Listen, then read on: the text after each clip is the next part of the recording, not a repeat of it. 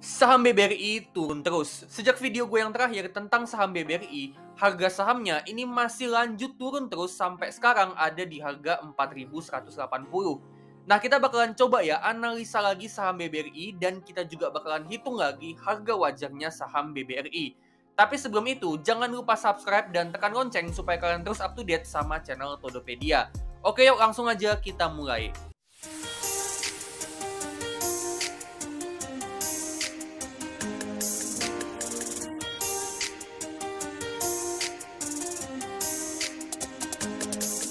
Oke, jadi BBRI di kuartal pertama tahun ini laba bersihnya itu cuman tumbuh 2% year on year. Nah, pertumbuhannya yang kecil ini disebabkan karena adanya lonjakan dari provision expense atau beban pencadangan yang naiknya sampai 91%. Sementara itu, laba sebelum pencadangan atau pre-provision operating profit-nya, pertumbuhannya ini bagus banget sampai 22% year on year. Nah, pre-provision operating profit atau PPOP-nya yang naik ini dikontribusiin dari pendapatan bunga bersihnya yang naiknya 9,7% ditambah pendapatan non bunga yang pertumbuhannya bagus banget sampai 25% year on year. Itu juga dibantu sama operating expense atau beban operasionalnya yang naiknya cuma 1,7% year on year. Nah, untuk pendapatan bunga bersihnya BBRI itu bisa tumbuh, itu karena memang untuk total pinjamannya BBRI ini bertumbuh sebesar 10,9% year on year. Dan bicara soal pinjaman, seperti biasanya BBRI ini paling banyak kasih pinjaman itu ke segmen mikro sama usaha kecil. Selain itu dia juga cukup banyak kasih pinjaman ke segmen corporate dan consumer. Sementara itu untuk other operating income atau pendapatan non bunganya BBRI ini bisa tumbuh 25% year on year dan ini pertumbuhan yang masif banget. Nah, pendapatan non bunga ini kalau kita bedah ya sumbernya dari mana? Kita bisa lihat di sini kalau paling banyak itu sumbernya dari biaya fees and commissions yang diwarnain biru tua. Jadi ini bisa dibilang pendapatan dari fee ya, contohnya kayak fee transaksi dan juga ada pendapatan komisi. Nah, fees and commissions ini kalau kita bedah lagi ya sumbernya dari mana, ini paling gede datang dari segmen e-channel yang diwarnain oranye. Nah, e-channel itu apa sih? E-channel itu platform elektroniknya BBRI. Di antaranya ada ATM sama aplikasi digital banking Brimo sama Kilola. Selain itu juga ada aplikasi digital yang lain. Nah, bicara soal Brimo, kita bisa lihat datanya di sini kalau jumlah usernya itu tumbuh 30% year on year. Untuk jumlah transaksi tumbuhnya sampai 55% year on year dan untuk value transaksinya tumbuhnya 41% year on year. Ini pertumbuhan yang bagus banget ya, artinya dengan value transaksinya makin banyak, terus juga jumlah transaksinya makin banyak, tentunya itu bisa memperbesar pendapatan transaction fee yang bisa didapat sama BBRI. Dengan begitu, itu bisa ngebantu untuk numbuhin pendapatan fees and commissions-nya BBRI yang juga akan jadi katalis pertumbuhan untuk pendapatan non-bunganya BBRI. Nah, pendapatan non-bunganya BBRI ini kontribusinya sebenarnya cuma 26% dari total pendapatan operasionalnya BBRI. Tapi dengan pertumbuhannya yang masih bagus banget ditambah dengan digital banking yang masih terus dikembangin, bisa jadi ke depannya kontribusi dari pendapatan non-bunga ini bisa makin besar dan bisa kasih impact yang signifikan buat pertumbuhan operating income-nya BBRI. Terus juga kalau kita lihat di sini untuk laba dari anak usahanya BBRI ini ngalami pertumbuhan yang bagus banget di sekitaran 30% year on year dari 1,7 triliun jadi 2,2 triliun. Dan kontribusi labanya itu mayoritas datang dari Pegadaian sama PNM yang kontribusinya sampai 85% dari total laba dari anak usahanya BBRI. Jadi kayak yang gue pernah bilang di video BBRI yang sebelumnya, kalau Pegadaian sama PNM ini memang jadi katalis pertumbuhan yang cukup signifikan buat BBRI. Nah, kontribusi laba dari anak usahanya BBRI itu sebenarnya cuma 13% dari total labanya BBRI. Tapi kalau anak usahanya bisa mempertahankan pertumbuhan mereka ini, tentunya kontribusinya ke depannya bakalan makin gede dan bisa jadi katalis pertumbuhan yang signifikan banget untuk pertumbuhan labanya BBRI. Jadi sebenarnya BBRI ini katalis pertumbuhannya masih bagus banget. Dimana untuk pendapatan bunganya masih tumbuh dengan pinjamannya yang tumbuh, pendapatan non bunganya juga tumbuh dari pendapatan fees and commissions yang datang dari e-channel seperti digital banking Brimo, laba anak usahanya yang tumbuh 30% diantaranya berkat dari Pegadaian sama PNM, dan juga untuk operating expense atau beban operasionalnya ini bisa ditahan kenaikannya jadi cuma 1,7% year on year.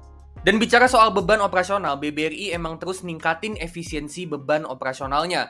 Terbukti dari rasio cost to income-nya yang kita bisa lihat di sini ya, ini ngalami penurunan dalam beberapa tahun terakhir. Ini bagus ya karena dengan cost to income rasionya turun, artinya pengeluarannya BBRI itu makin kecil relatif terhadap pendapatannya. Yang mana ini juga bagus untuk ngebantu pertumbuhan laba bersih dari BBRI. Nah, sementara itu BBRI kalau kita lihat dari rasio perbankannya ini masih dalam kondisi yang bagus banget, di mana semua rasio perbankannya ini memenuhi kriterianya. Rasio return on equity yang tinggi banget di 20%, NIM-nya ada di 7,8%, casa rasio yang cukup bagus di 61%, non-performing loan atau kredit macet atau NPL-nya yang masih bisa di bawah 5% meskipun suku bunga naik, loan to deposit rasio yang masih bagus di 83%, dan capital adequacy ratio yang bagus banget di 24%. Jadi di tahun 2024 ini selain bertumbuh, kinerjanya BBRI juga masih dalam kondisi yang bagus banget.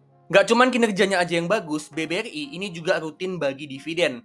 Dan dengan harganya yang turun ke 4.180, dividen yield dari BBRI ini sampai 7,6%.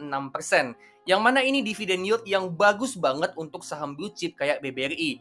Dan juga kalau kita proyeksiin ya, dividen yield-nya sampai 10 tahun ke depan dengan asumsi pertumbuhan labanya BBRI itu sebesar 8% tiap tahun untuk ke depannya. Kalau kita beli saham BBRI di harga yang sekarang di 4.180, maka kita bisa dapat dividen yang bertumbuh dari 7,6% di tahun pertama jadi sampai 13,6% dividen yield di tahun ke-10 nanti. Ini dividen yield yang tinggi banget dan ini juga belum termasuk ya kalau labanya naik maka harga sahamnya juga akan naik dan kita juga bakalan dapat capital gain dari saham BBRI. Jadi overall BBRI ini pertumbuhannya bagus, kinerja bisnisnya juga bagus dan dia juga rutin bagi dividen dengan dividen yield yang gede. Kekurangannya cuma satu yaitu beban provision atau pencadangannya naik signifikan sampai 91% year on year. Dan ini memang karena rasio kredit macetnya atau non-performing loan-nya BBRI ini naik signifikan di tahun 2024. Dari sekitaran 2%-an di tahun-tahun sebelumnya, ini naik jadi 3,1% di tahun 2024. Yang mana itu ngebuat BBRI harus ngeluarin beban pencadangan yang lebih banyak untuk mengcover pinjaman yang gagal bayar. Dan kredit macet atau non-performing loan-nya BBRI yang naik, ini efek dari kenaikan suku bunga BI yang ngebuat bunga pinjaman jadi naik. Yang mana kenaikan bunga pinjaman itu tentu memperbesar potensi kredit macet karena bunga yang harus dilunasin jadi makin gede. Apalagi BBRI ini kan bank yang fokus kasih pinjaman ke segmen UMKM. Dan segmen UMKM ini segmen yang resiko gagal bayarnya itu tinggi. Jadi kenaikan suku bunga plus BBRI yang mayoritas kreditnya itu dikasih ke segmen UMKM, gabungan dari dua hal itulah yang ngebuat non-performing loan-nya naik. Nah, saham BBRI ini bakalan coba kita hitung harga wajarnya pakai metode namanya discounted dividend model. Nah, metode discounted dividend model ini pernah gue ajarin di video gue yang ini. Jadi buat kalian yang belum tahu apa itu discounted dividend model dan gimana cara pakainya, bisa langsung tonton video ini. Linknya gue taruh di kanan atas. Oke, kita mulai ya. Pertama untuk asumsi pertumbuhan dari laba atau EPS untuk kedepannya, kalau menurut gue pertumbuhannya BBRI ini kedepannya masih bagus banget. Terutama dengan adanya digital banking Brimo serta anak usaha kayak Pegadaian dan PNM yang pertumbuhannya bagus banget. Tapi karena kita nggak tahu ya persisnya seberapa bagus pertumbuhan dari bisnisnya BBRI untuk kedepannya, kita nggak mau terlalu optimis. Jadi kita pakai aja estimasi yang nggak tinggi-tinggi banget di sekitaran 8% per tahun pertumbuhan untuk BBRI untuk kedepannya. Next step kedua untuk asumsi price to earning atau PER di tahun ke-10 nanti, BBRI ini rata-rata price to earning-nya dalam 10 tahun terakhir itu ada di 15 kali. Jadi kita asumsiin aja price to earning-nya ini sama juga ya untuk BBRI di tahun ke-10 nanti pas kita mau jual sahamnya. Jadi kita pakai aja asumsi 15 kali price to earning. Next untuk asumsi dividen payout ratio, BBRI ini dalam beberapa tahun terakhir dia rutin bagi dividen dengan dividen payout ratio itu rata-rata di sekitaran 65% sampai 85%. Jadi kita asumsiin aja ya, kita pakai angka tengahnya yaitu 75%. Terakhir untuk return yang kita mau, kalau biasanya kita mau return 13% dari saham BBRI, kali ini ya karena harganya udah koreksi dalam, kita expect return investasi yang lebih tinggi dari saham BBRI. So kita mau return investasi 15% per tahun dari saham BBRI. Nah dari asumsi ini, asumsi pertumbuhan 8% per tahun untuk kedepannya, terus PER di tahun ke-10 nanti yang ada di 15 kali, terus dividen payout rasionya 75% tiap tahunnya untuk kedepannya, dan return investasi 15% per tahun dari saham BBRI. Dari sini kita dapat ya ternyata harga wajarnya saham BBRI itu ada di 5.307. Jadi di harga sekarang nih di 4.180, ini diskonnya luar biasa ya, ada sekitaran 21% margin of safety. Jadi saham BBRI di harga sekarang di 4.100 sampai 4.200-an sampai maksimal di 4.400-an. Ini potensi keuntungannya gede banget dengan dividen yield-nya yang gede, plus juga di harga sekarang saham BBRI ini masih under value dan margin of safety-nya gede sampai 21%.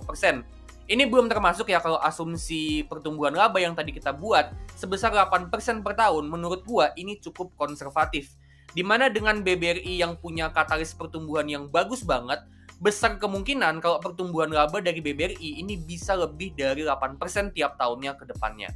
Dan kalau pertumbuhan labanya bisa lebih dari 8% per tahun, tentu itu bisa jadi potensi upside tambahan buat BBRI, plus juga dividen yield yang kita terima ke depannya tentu jauh lebih gede dari proyeksi kita yang ini. Overall menurut gue saham BBRI ini masih bagus banget untuk investasi jangka panjang, di mana kinerjanya masih bagus dan bertumbuh. Dan BBRI ini di bawah harga 5.000, di 4.900-an ke bawah, ini bagus banget buat kalian yang mau buy and hold untuk jangka panjang. Oke, jadi sekian dulu ya untuk saham BBRI. Nah, menurut kalian gimana nih saham BBRI? Masih bagus atau enggak sih? Kalian boleh banget tulis opini kalian di kolom komentar, siapa tahu bisa jadi ilmu tambahan buat gua ataupun buat penonton lain. Kalau kalian suka sama video ini, klik like, share ke teman kalian juga, dan boleh banget kasih super thanks untuk ngebantu channel ini untuk terus tumbuh. Disclaimer ya, ini bukan rekomendasi jual beli, jadi keputusan 100% di tangan kalian masing-masing dan tetap do your own research. Oke, kalau gitu gua pamit dulu dan sampai ketemu di video selanjutnya.